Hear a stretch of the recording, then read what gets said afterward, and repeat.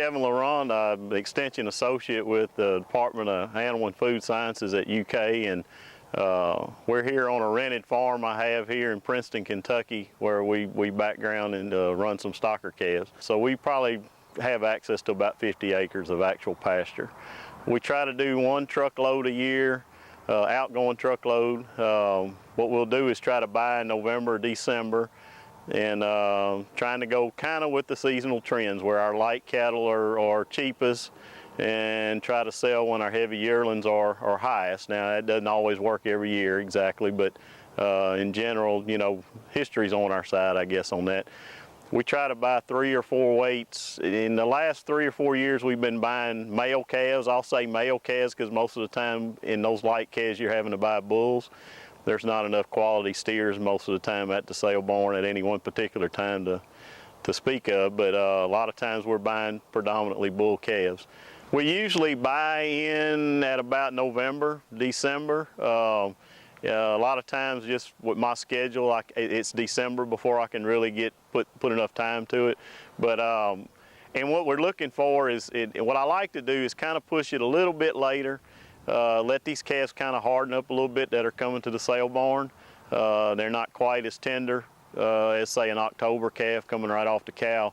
And we've had some cold fronts and they've kind of adjusted to the weather. So kind of a hard flesh 4-weight or heavy 3 or a light 4-weight is kind of the ideal.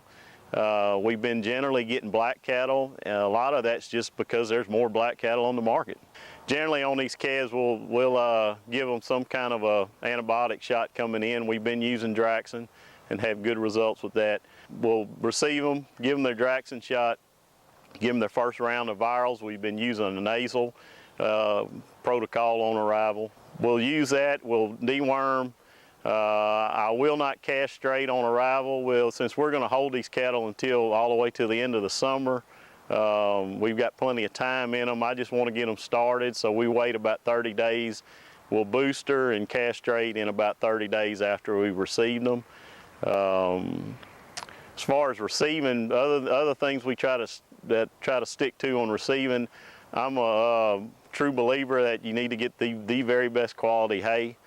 Grass hay to receive these calves. We try to find orchard grass hay. Second cutting orchard grass hay, I guess, is the ideal that I like. That's not always easy to find, but something that they'll get off the truck, and I've never seen a calf refuse it getting off the truck. It's high in potassium, it's good for them when they're dehydrated, and they'll eat it. So we'll put the hay to them pretty good there that first week, good quality square hay usually, and then get them on feed. And then for the first 30 days, we'll feed them 4 to 5 pounds of concentrate, soy hull, distillers. We're putting a little corn in the ration now, mixed just to kind of get them going, get some flesh on them, get them started good. And then as we transition them onto the stockpile grass after the ball's out of them, we'll start trying to ease them into some pasture traps and whatnot and get them grazing, training them to electric fence. Then we'll kind of, after we get them started, we'll kind of go drop that feed down to equivalent of 2 pounds per head per day. Usually we'll feed it at the rate of like 4 pounds every other day, and then that way I can come out, we'll feed the cattle. While they're eating, we'll go ahead and move the electric fence and give them about 2 days supply of stockpile grass. When it comes to our forage program here, it's basically a simple fescue clover base. We've tweaked that a little bit with here and there, but the main rented farm here, this 35 acres here of pasture on the main place, is predominantly fescue clover. I'm a big stickler for clover. We try not to use any additional nitrogen fertilizer if possible. I try to target 1/3 of the pasture a year, and we'll soil test 1/3 of that ground, say in August, September of the year prior. To apply our P and K and whatever little bit of nitrogen comes with that, make any adjustments lime-wise, pH-wise, and then that'll be the ground that we target for frost seeding in February. And I pretty much look at Super Bowl Sunday as my signal to start seeding clover. What we'll generally do is plant anywhere from 8 to 10 pounds of red clover and about 1 to 2 pounds of white clover, and I'll mix that together. And And really, you know, I've had really good luck with both, but you know, the red clover just kind of helps the white clover flow through my cedar better. So it's just kind of a carrier there. But I mean, there's both clover species there. So we're doing that a third of the year. So the way I figure it, we've got a first seeding clover. We've got a second year clover at its peak, if you're thinking about the red clover specifically. And then on another third of the acreage, we have say a red clover seeding that's kind of waning or going out. So, you know, it seems to keep our pastures pretty consistent as far as clover is concerned. Okay, the way we rotate, of course, we're strip grazing in the wintertime, but as we go into the spring grazing, in the rotational grazing, we've got a pretty good artery, if you will, of high tensile smooth wire fence throughout the middle of this place. And so we have a ready place to tap on with polywire and reels to further subdivide these into more paddocks. The one thing we have gotten a little better at is in the earlier or late spring when the grass is growing the fastest, we have been moving. I've tried to teach myself to move the cattle a little quicker. And I think it pays off in keeping seed heads down and kind of suppressing that a little bit. So we may only have 18 to 20 day rest on some of that. And then as we get further on, we might go ahead and start adding some subdivision fences as we go, and can stretch that to about 24, 25 days. It's just on this place with the number of head I run here, it's hard to get closer to, you know, 30-day rest is we've had a hard time reaching 30 days of actual rest on this place, stocked like we have been. On this place, usually we're running anywhere from 50 to 55 head, and that's moving about 15 or so head to the other farm. So 1.3, I think it calculates, 1.3, 1.4 calves to the acre. Okay, our water system's probably our biggest negative or biggest challenge on this particular rented place here. Now, what I'm using is an above ground system, basically primarily 1-inch pipe, heavy duty 180 psi pipe, polyethylene black pipe. It's not ideal. It's what can work for my particular situation and the constraints I have from the landowner. So in our lease with this, he doesn't want any permanent structures put on this place. That's just one of his. He owns the land, and that's one of his stipulations. So we're using troughs that we can move. One thing I learned in 2012 in the drought, when it got so hot for so long, is black pipe on top of bare burned up ground is a terrible combination. And we had water so hot in the 60-gallon movable tubs that are so popular in those systems, cattle couldn't even drink it.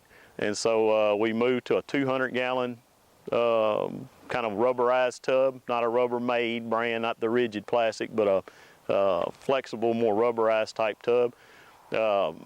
It gave a bigger reservoir. It let that water cool down enough to where on those hot days the water wasn't near as hot for the cattle to drink, and we had to switch to that.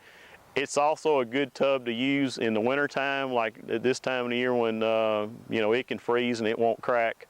It's got some give to it. So if you're having to hand water during winter cold times too, that kind of tub works really well also. All right, when the cattle are in this field in the winter, we'll water out of this pond. Since I don't have any other good real winter water sources for this particular field, what we'll do, I don't know if you can make it out, but on the end of this pond, the shallow end here, we've got I've put a couple of the pigtail posts and a polywire across there, and it's just a temporary deal we use in the winter, and we'll tee off of each side or tap on each end of that wire and take it to the boundary fence here. That way the cattle only have access to that one spot on the pond. If we get into some extremely cold weather, I don't have to worry about calves getting out on the pond, falling through the ice, that kind of thing.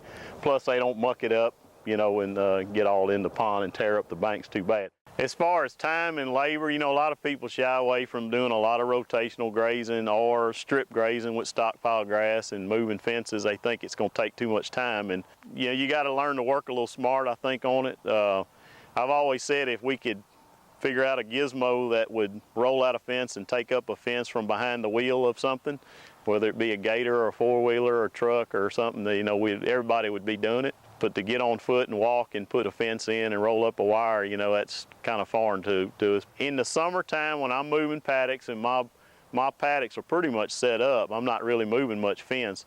So it's just a matter of coming out, putting some feed out, maybe moving the cattle. You know, an hour from the time I leave the house and come out here and get back home, you know, that's easily done. Winter time's a little more challenging. I've got water issues here that I'm having, water challenges here that we just talked about, and sometimes I'm having to fill up troughs and whatnot. You know, it'll take a little more time. Now, when I'm receiving cattle, I'm spending more time with them. I may be feeding 2 different groups. You know, it may take a couple hours during that receiving period to do things right. So we're looking at a stockpiling period anywhere from that mid-August to November, whenever the growing season ends. And we just pray for rain.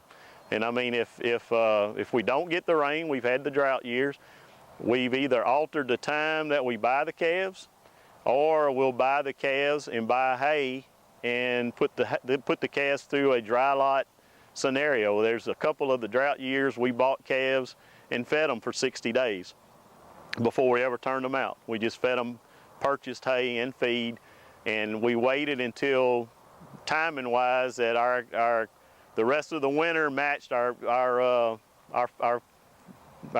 feed supply, our pasture supply out there. So one winter we didn't buy cattle till February. Another drought year we went ahead and bought them in December, but we didn't start grazing until about February, or 1st of February, just to match what little bit of stockpile we had. So every year's different. That's what keeps it interesting. So the whole basis of this winter program, our winter forage program, is to stockpile grass. So now, that said, we still need a backup for bad weather, and we've got hay in storage that if we get an ice event where the grass is iced over, which tends to happen a little more often now really than deep snows, or if we get a deep snow, we'll have to feed hay. And now, I talked about having really high quality hay on receiving. We don't necessarily have super quality hay for those ice events, you know, and for the emergency events. But now we've got to get some hay in them. We'll up the feed a little bit if we need to get through some of those periods. Last winter was probably the toughest winter. I've been doing this system for 16 years. Last winter was the toughest winter I've had to deal with. Not necessarily the deepest snows, but the most prolonged winter time where the ground stayed frozen, ground stayed iced over. Might only had 2, 3, 4 inches of snow, but it stayed iced over because it was so extremely cold we didn't get any kind of melt. So really that grass is not accessible to the cattle. They cannot eat iced over grass or hard crusty snow. So I think I fed for 14 days straight, to where we actually put out hay and you know, for 14 days straight, which was you know, in feeding square hay, that got to be a chore. But you know, in years past, winters past, we may have had 8, 10, even 12-inch snows, but they may only hung around, you know, that snow cover may have only hung around for 4, 5, 6 days at the most, and we were back grazing again. So if it's a soft snow, if it's a melty, wet kind of snow, if that calf can see grass coming through the snow, they're going to eat right through the snow. But if it's a hard, crusty, iced over kind of situation, you need to put some hay out.